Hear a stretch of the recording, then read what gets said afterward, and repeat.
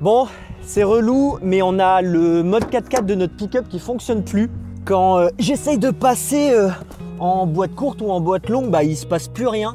J'en suis sûr que c'est un truc électronique à la con qui a cassé sur une piste. Et oui, c'est la mauvaise nouvelle du jour, mais juste après avoir quitté le magnifique spot sur lequel on est resté pendant plusieurs jours à la recherche des orques, en plein milieu de la piste, on a un voyant qui s'est allumé et depuis, impossible d'activer le mode 4x4. En fait, quand on démarre, on a le voyant ABS qui s'active. Et ensuite, si j'essaye de passer en 4x4 boîte longue ou 4x4 boîte courte, et ben il se passe rien. Le pick-up, il me dit pas qu'il y a un problème. En fait, là, il est vraiment comme s'il allait passer en mode 4x4, sauf qu'en réalité, il fait rien. Donc, je suis allé regarder un peu ce qu'ils disent sur Internet. Et il y en a beaucoup, ils disent que c'est sûrement un des capteurs ABS d'une des roues qui est morte. Donc ça, à la limite, c'est possible parce que on vient de faire une piste. Il y a souvent des pierres quand on prend de la vitesse un peu qui tape sous le véhicule et donc qui aurait pu venir casser un des capteurs ABS. Mais alors le rapport entre ce capteur ABS qui fonctionne plus et donc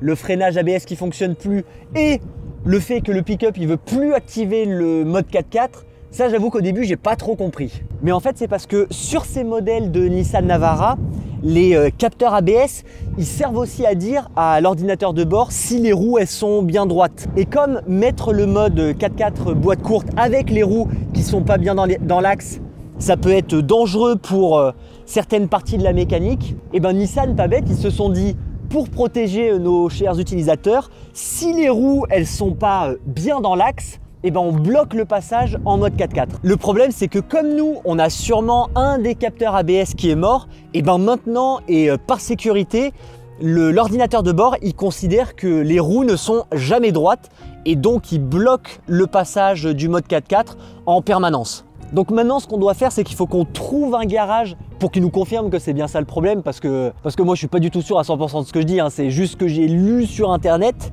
Mais en tout cas, si c'est bien ça le problème, faut qu'on trouve quelqu'un qui nous change les capteurs ABS qui sont pétés. Et normalement, le mode 4x4 devrait recommencer à fonctionner. Heureusement pour nous, quand on s'est rendu compte du problème, on était dans la ville de Puerto Madryn. Et dans cette ville, il y a des garages et il y a même un garage Nissan. Gracias. Buen día.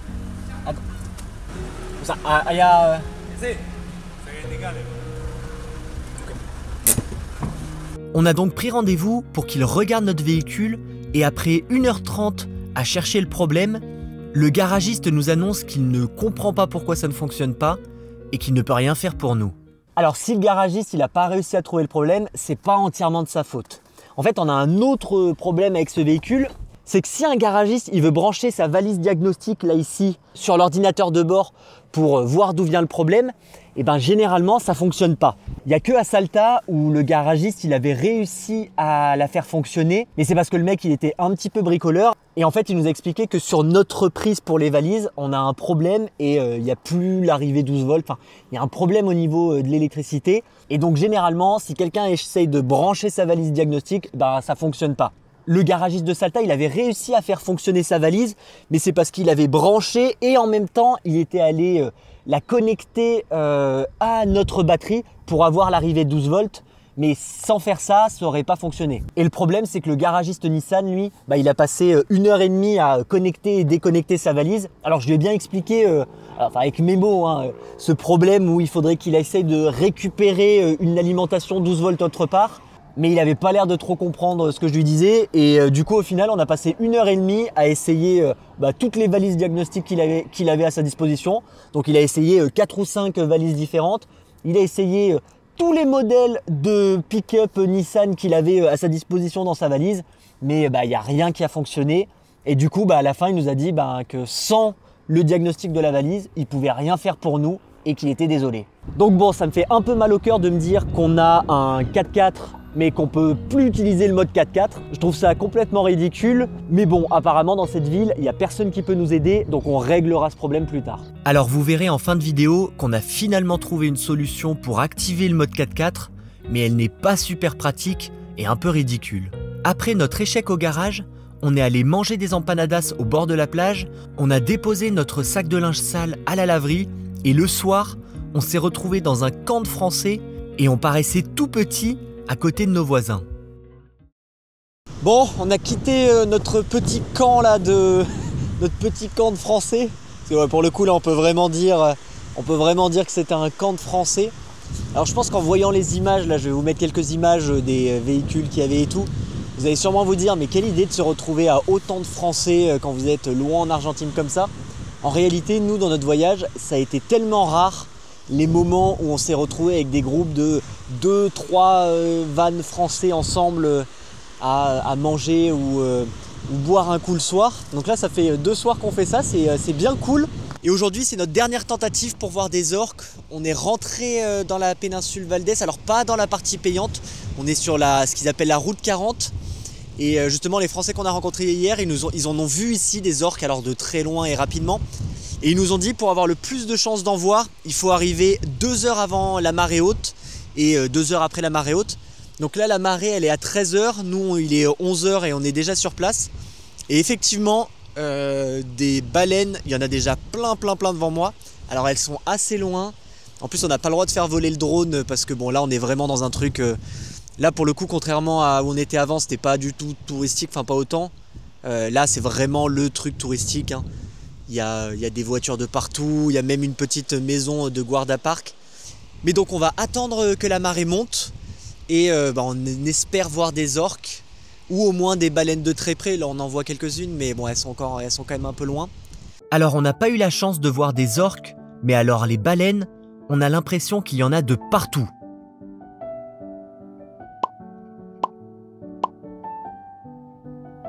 Bon là c'est incroyable parce que les images que vous êtes en train de voir, je les filme comme ça là au téléobjectif avec le trépied. Mais en fait on est vraiment à, je sais pas, 5 mètres, 10 mètres de la baleine quoi. Elle est vraiment juste là. Elle reste et on est vraiment en face d'eux. Et c'est bientôt... Oh là là, il y en a là-bas, ils sont en train de faire des trucs de fou aussi. Il y en a de partout là. Et là pour le coup c'est la marée montante. Dans 1 heure la marée elle sera au plus haut. Et c'est pour ça les baleines elles se rapprochent ultra près. Là c'est impressionnant de les voir d'aussi près, c'est ouf.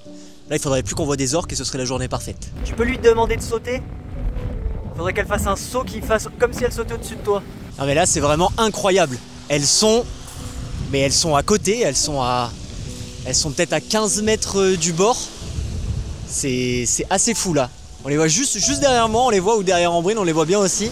On pensait que le Canada c'était le mieux pour les baleines, mais en fait ouais non, Valdés là c'est fou, c'est toute une plage et il y en a plein hein. Là juste pour que vous vous rendiez vraiment compte de ce qu'on voit, c'est que ça fait une petite heure qu'on est sur la plage et qu'il y a marée haute. Et constamment, peu importe où on regarde, on voit des baleines et on a constamment un peu en dehors de l'eau une dizaine de baleines. Elles sont sûrement plus nombreuses hein. Mais si on s'amuse à regarder un peu on va dire dans les 500 mètres qu'il y a autour de nous, on voit une dizaine de baleines constamment qui sont un petit peu en dessous, qui lèvent une patte, qui lèvent une nageoire, après qui sortent la queue, qui sortent leur tête, qui font leur souffle. Donc c'est vraiment impressionnant en fait comparé au Canada où c'est vrai qu'il y en avait quand même pas mal. Quand on était allé là au point d'observation, il y en avait pas mal hein, très clairement, mais il n'y en avait pas constamment. Là c'est vraiment peu importe où je braque la caméra, je vois une baleine, c'est assez impressionnant. Après il y en a qui sont plus ou moins proches du bord, mais il y en a vraiment beaucoup.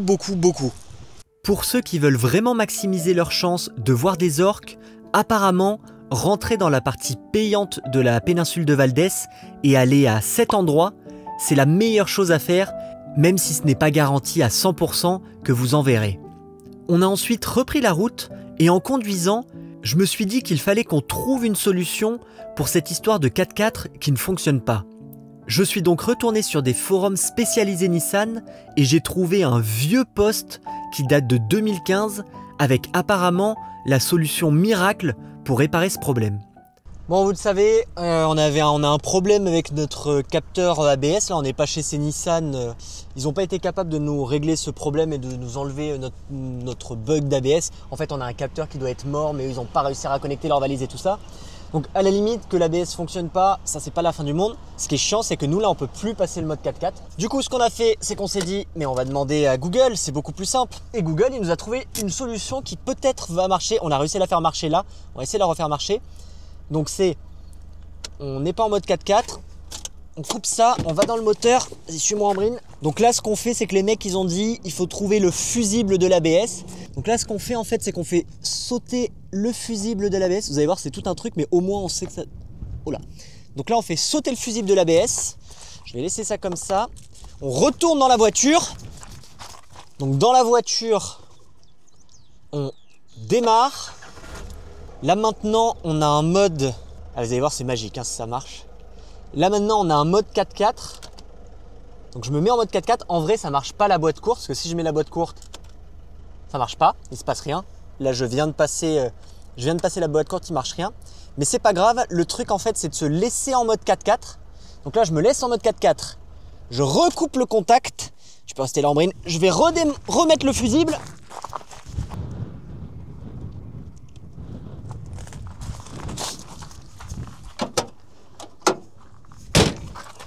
J'espère que ça va marcher. Donc là, j'ai remis le fusible, j'ai laissé le mode 4x4, je redémarre et maintenant, oui, ça marche vraiment. Putain, on a réparé le mode 4x4, je suis tellement content en vrai. Putain, Nissan, c'est vraiment des brels. Enfin, les concessionnaires Nissan, c'est vraiment des brels. Donc maintenant, on a le mode 4x4 et surtout, attention, si je fais le mode boîte courte, j'espère que ça va remarcher. Hop, le mode boîte courte s'enclenche. Et là, je suis vraiment en boîte courte. Là, on le voit, j'ai une vitesse, ça roule vraiment à 2 à l'heure. Et après, il nous suffit juste. Donc ça marche, le boîte courte marche. Et après, je peux repasser en boîte longue si je veux. Et là, on peut même enlever le 4x4. Et là, ça enlève le 4x4. Par contre, du coup, ce qui est trop chiant, c'est que si on veut se repasser en 4x4, eh bien, il faut que je refasse tout ce truc-là, d'enlever le fusible, de faire tout ça. Donc c'est ultra chiant, mais au moins on sait que ça fonctionne. Parce que là, en fait, on n'est pas chez ces Nissan. Ils n'ont pas été foutus de trouver le problème et de brancher leur balise. Donc ils nous avaient envoyé vers un autre garage qui était ouvert à 3h de l'après-midi. On y allait hier. À 3h, le mec il nous a dit « Ah non, on ouvre à 4h30 aussi, au final. » Donc on était parti. On est revenu aujourd'hui à 4h30 et personne. Donc je pense qu'on va abandonner les réparations, on réparera ça si on ramène le véhicule en France. Mais au moins on sait que si on reste bloqué, Ambrine, maintenant on sait que si on reste bloqué, avec notre petite manip un peu de débile là, ça fonctionne. La morale de cette histoire, c'est si vous avez un problème, ne faites pas confiance à votre concessionnaire et allez demander à Google, il vous donnera la réponse. Mais en vrai c'est trop bien, genre ça fonctionne vraiment. Et là maintenant on est repassé en mode, là je suis repassé en mode normal. Là, il est en train de désactiver le mode. Voilà, là, je suis repassé en mode normal. Bon, après, le seul truc chiant, c'est ouais, ça va pas. Ouais, il veut pas me passer le mode 4x4 si je fais ça. Mais bref, c'est pas grave, c'est déjà ça. Comme ça, on sait que ça fonctionne. On sait qu'on a le 4x4 au cas où. Je suis extrêmement heureux parce que là, vraiment, on a fait ça un peu en désespoir et on était prêt à se dire que bah, c'est pas grave, on finirait le voyage sans 4x4. Mais bon, c'est chier d'avoir un 4x4 et de pas pouvoir le mettre. Donc très bien, Ambrine. Je suis très content. Ambrine aussi est très contente. Tu es contente, Ambrine? Elle me fait oui de la tête. Bon, vous allez rire, mais en filmant ces images, je me suis débrouillé pour perdre le petit truc en plastique qui permet de retirer les fusibles, mais heureusement, après quelques minutes de recherche, Ambrine l'a retrouvé par terre. C'est-à-dire, Ambrine? Notre sauveur, il est là! Bien joué, Ambrine. Bien joué! Donc bref, voilà. Est-ce qu'on va aller essayer de voir les orques à la dernière plage ou pas du coup? Pas... Ah non, on a dit que c'était chiant. Mais là, en vrai, ça fait 10 jours, je crois, quasiment. Ouais, ça fait une dizaine de jours qu'on essaye de voir les orques. Apparemment, c'est pas pour nous. On les verra pas maintenant, donc c'est pas grave. On va reprendre la route. Merci d'avoir regardé cette vidéo. Prochaine vidéo, je crois qu'on va voir des pingouins. Ça, normalement, on est sûr de les voir. Donc n'oubliez pas de vous abonner. Et à la semaine prochaine.